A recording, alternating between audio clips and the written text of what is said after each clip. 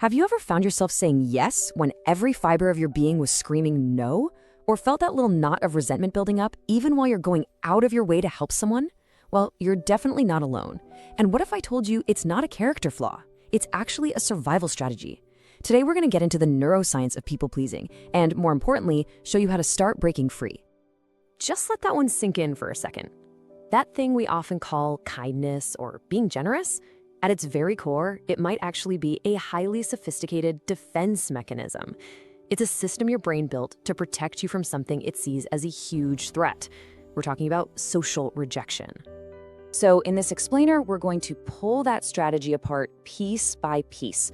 We're going to show you exactly how this constant effort to manage how everyone else feels is secretly draining your most valuable resources, your time, your mental energy, and maybe even your connection to who you really are. Okay, let's get into it. So here's our game plan. First, we'll tackle what we're calling the kindness myth. Then we'll map out the social survival loop that your brain might be running on autopilot. We'll peek under the hood at what's happening in your brain during rejection, tally up the really high cost of saying yes all the time, and then, this is the good part, we'll get super practical with how to reclaim your though and see why boundaries are really the ultimate form of self-care. Okay, so let's start with what this actually feels like day to day. We call it the kindness myth because on the outside, it looks like you're just this incredibly selfless, generous person. But the internal experience, it's anything but peaceful. It's a constant, exhausting struggle. And this is the emotional fallout. It often starts with that low, simmering resentment, which just drains your battery and leads to total emotional exhaustion. And because you're constantly performing, constantly pushing down your own needs, you can start to feel, well, fake, inauthentic, and that can lead to a real loss of who you are. The final stop on this train, burnout. This isn't just about being too nice. It's a psychological pattern with very real consequences. Okay, so now let's give this whole pattern its proper name. This isn't just a personality trait. It's a specific automated defense mechanism. Psychologists call it the Fawn Response, and it works like a predictable, self-reinforcing loop that's hardwired into your nervous system. So what in the world is the Fawn Response? Well, look at the key words here: high effort, hyper-compliance, and perceived social threat. This isn't a calm, rational choice to be helpful. It's an immediate, almost frantic scramble to appease someone to shut down a threat. And that threat? It could be your boss's angry tone, or it could be as tiny as a friend seeming just a little bit disappointed. The fawning is that lightning-fast yes, the over-explaining, the rush to smooth things over. And it's almost always at your own expense. And here's what's so wild. This isn't random. Your brain runs this like a 4-part computer program, a loop that gets stronger and more automatic every single time you use it. Understanding these 4 steps is the absolute key to being able to interrupt it. So let's walk through the sequence. Right, so it all kicks off with a trigger. We call it the threat cue. Now, this could be something really obvious, like your manager asking you to stay late on a Friday. But for someone with a finely tuned system, it can be incredibly subtle. A friend's shift in tone, a look you interpret as critical, or even just the thought of having to say no. This cue instantly tells your brain that something bad is about to happen. The second that cue is detected, your brain's alarm system goes into DEFCON 1. Specifically, 2 parts. Your amygdala, which is your fear center, and a region called the dACC, they just light up like a Christmas tree. And we're not talking about a little anxiety here. This creates a powerful, overwhelming feeling of panic. It's the biological experience of social pain, and your brain is basically screaming at you to make it stop. Now. And how does your brain try to shut off that deafening alarm? By running the Fawn Response program. This is the automated part. Before your logical brain even has a chance to weigh the pros and cons, this pre-programmed routine kicks in. You blurt out yes, you agree to the extra project, you apologize for something that wasn't even your fault. See, the goal isn't to be helpful. The goal is to stop the pain of that alarm as fast as humanly possible. And here it is, the final crucial step that locks the whole cycle in place. The second you comply, the potential conflict evaporates.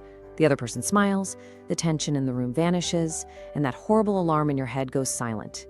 That sudden, intense feeling of relief is what we call negative reinforcement. And your brain just learned a powerful lesson. Hey, compliance worked. That was scary, but saying yes made the pain go away. I'm only safe when I'm useful.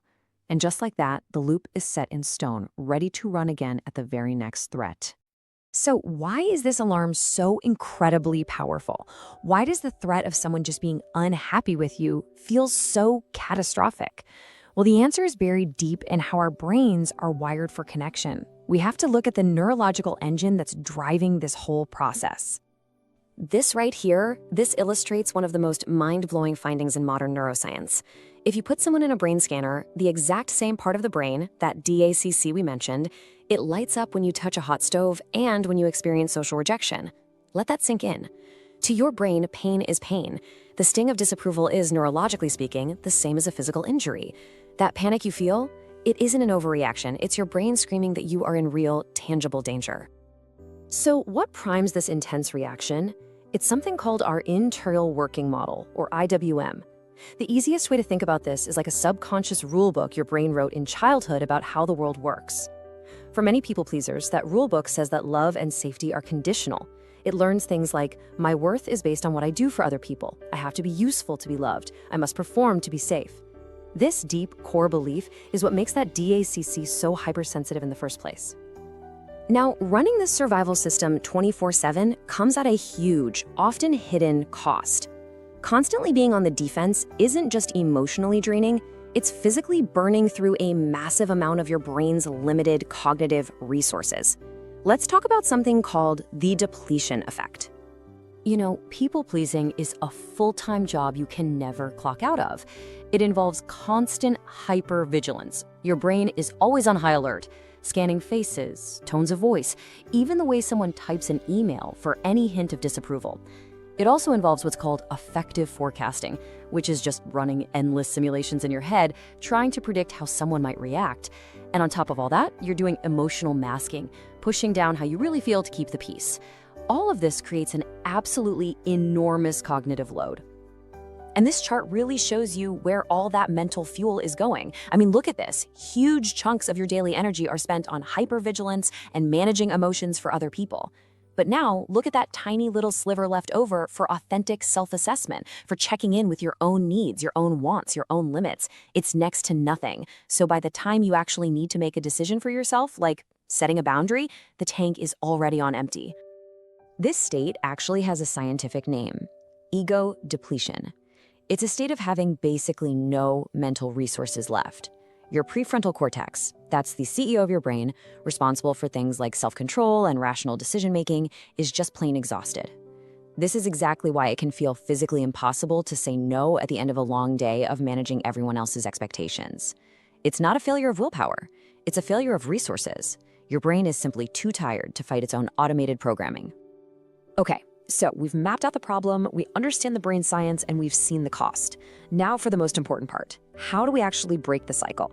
The secret isn't to try and fight that fear head on. It's to use clever, strategic interventions that give your thinking brain a chance to get back in the driver's seat. Here is your first and honestly your most powerful tool, the mandatory delay. It's incredibly simple, but it works. So, step 1, you get a request and you feel that familiar panic rising. Step 2, your only job in that moment is to pause and use a pre-planned script. Something easy like, that sounds interesting, let me check my calendar and I'll get back to you tomorrow. Step 3, this creates a critical 24-hour gap. It yanks you out of the immediate threat response and lets your tired prefrontal cortex recharge. Then, step 4, you can evaluate the request from a place of logic and what you can actually do, not from a place of fear.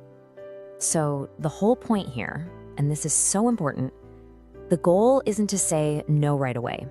The goal is just to interrupt the loop. That Fawn response is built for speed.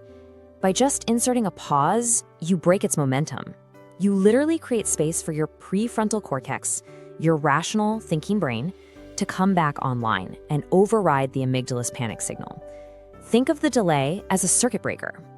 Now for your second tool. This one is about long-term retraining for your brain. It's called Micro-Dissent. See, your brain currently believes that any disagreement, no matter how small, is a catastrophe. To fix this, you have to feed it new corrective data. You do this by intentionally engaging in tiny, low-stakes acts of non-compliance. So for example, when a friend suggests a restaurant, you could politely say, I'm actually in the mood for Italian tonight. What about that place on Main Street? Every time you do this and the world doesn't end, you are literally teaching your brain that minor conflict is survivable. You're slowly rewriting the code.